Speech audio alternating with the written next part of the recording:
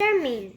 Mr. Mean lived up to his name. He lived in what could have been a nice house, but wasn't. He never painted it or mended or windowed or repaired the roof. Inside it was the same. No carpet, no curtain, no picture, no fires. And Mr. Mean was so mean he made his fortune out of his old orange box and then complained about the price of nails. Oh, why he was so mean. Do you know what he gave his brother for Christmas last year? A piece of coal. It wasn't as if Mr. Mean didn't have any money. Oh no, he had a lot of money. He kept hidden in the box which he kept in the kitchen. Every evening he'd sit there counting it. It was the only thing Mr. Mean liked doing. But would he spend it? Oh dear me, no, not Minnie.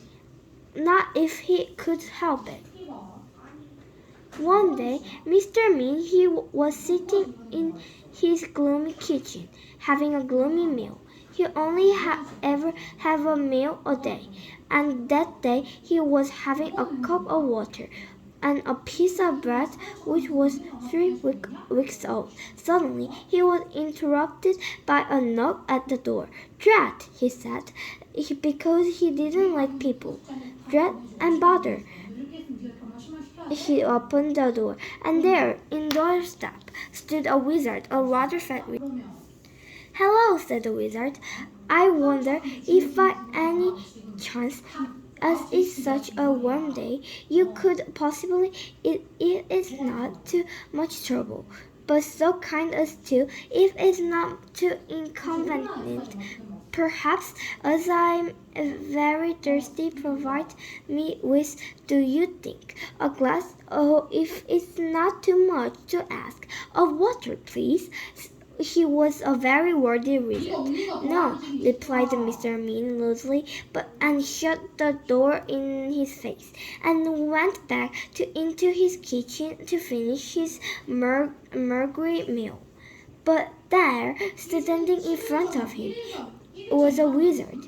How did you get in? Asked Mr. Mean. Well, replied the wizard, it was by, how shall I put it?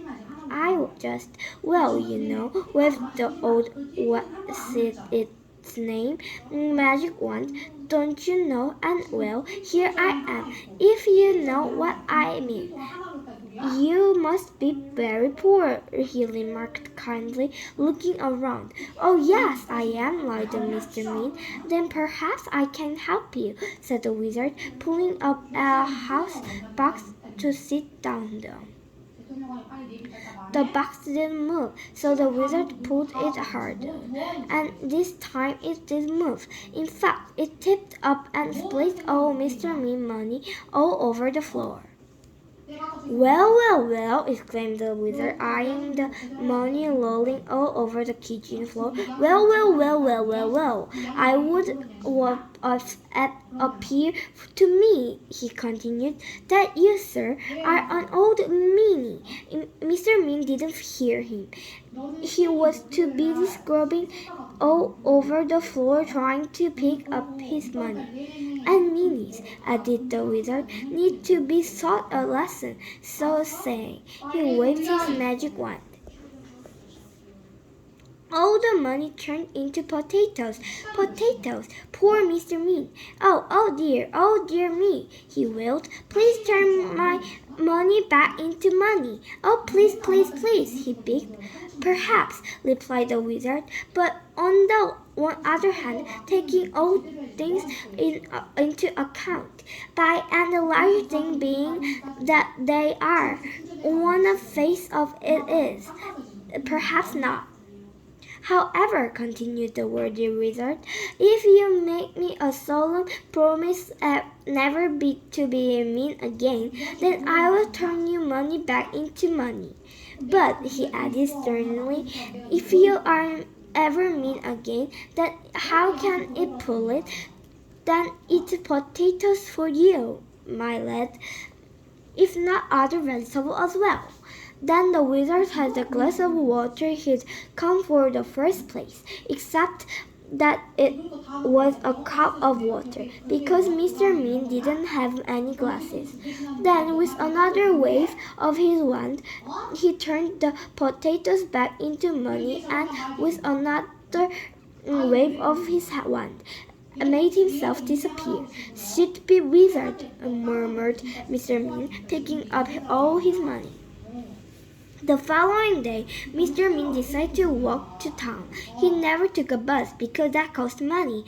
On the way, he met an old washerwoman carrying an enormous bundle of washing. "Please, kind sir," she asked, "could you possibly help me to carry this washing? It's so heavy."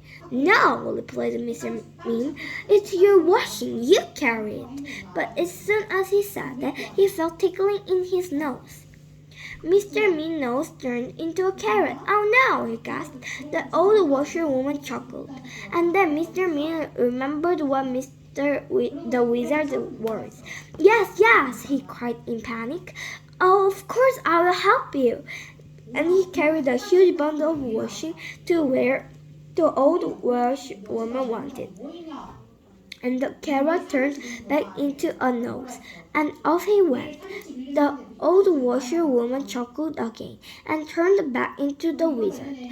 It had been him all along. On his way into town, Mr. Mean passed by a cottage garden. In the garden there was an old man was chopping wood. He saw Mr. Mean going past and called out.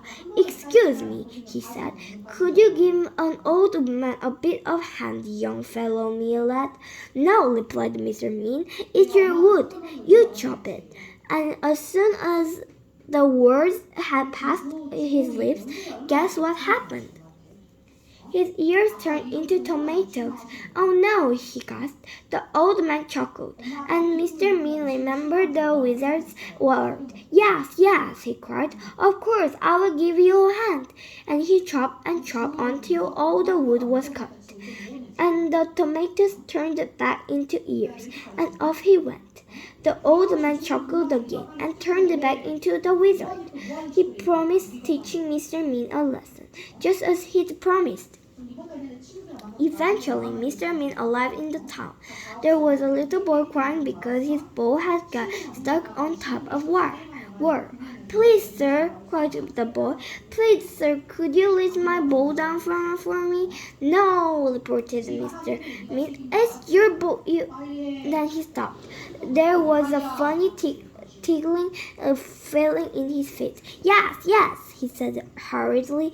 "Of course I will." And he reached up passed the ball to the boy and went on his way, looking anxiously on his feet. And the little boy stopped crying and turned into the wizard. "I think," he said to himself, "I think that Mr. Mean, by and large, at its beginning, if I'm not very much mistaken, to not be quite so mean. And I think also I could be wrong. Also, I never that he had, thank goodness, learned his lesson.